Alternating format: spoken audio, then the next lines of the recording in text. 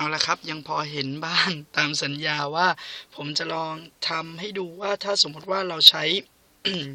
iPad นะครับผมตัวนี้นะครับเป็น iPad ตัวแรกเลยเจนแรกนะครับผม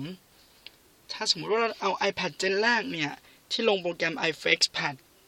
ไม่ใช่ที่ลงโปรแกรม Phone It iPad เป็นที่เรียบร้อยแล้วเนี่ยมาต่อเข้ากับฟอนต์ลดแล้วก็ใช้งานโทรศัพท์ลองมาดูกันนะครับผมว่า iPad จะสามารถใช้งานโทรศัพท์โดยที่โทรออกแล้วก็รับสายโดยที่เสียงออกผ่านทั้งลำโพงทั้ง4ตัวหรือ5ตัวหรือกี่ตัวก็ตามของรถแต่ละคันนะครับผมว่าได้หรือเปล่าพระเอกของงานในวันนี้เป็นเจ้าน้องนิสสันมาร์ชเจ้ากรีนนี่ตัวเก่งของผมเองนะครับผม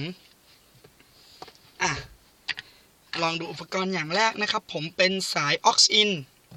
นะครับผมสายเส้นนี้เนี่ยหาได้ในราคาประหยัดราคาเพียงเส้นละประมาณ45 บาท 40-45 บาทแล้วแต่ความสามารถของแต่ละคนในการหาได้นะครับผมแล้วก็ที่ฟอนต์รถนะครับผมเครื่องเสียงรถจะต้องมีรูเสียบ aux-in รูเสียบ aux-in นะครับซึ่งเป็นรูที่รองรับการเสียบแจ็ค 3.5 นะครับผมตรงนี้เป็นเครื่องเสียงเดิมๆที่ติดมากับรถ Nissan March ตัว E นะครับผม E อะไรนะ E อะไรสักอย่างหนึ่งที่มันไม่ใช่ E ธรรมดาฮะผมลืมทีนี้ลองมาดูกันสักครู่นะครับ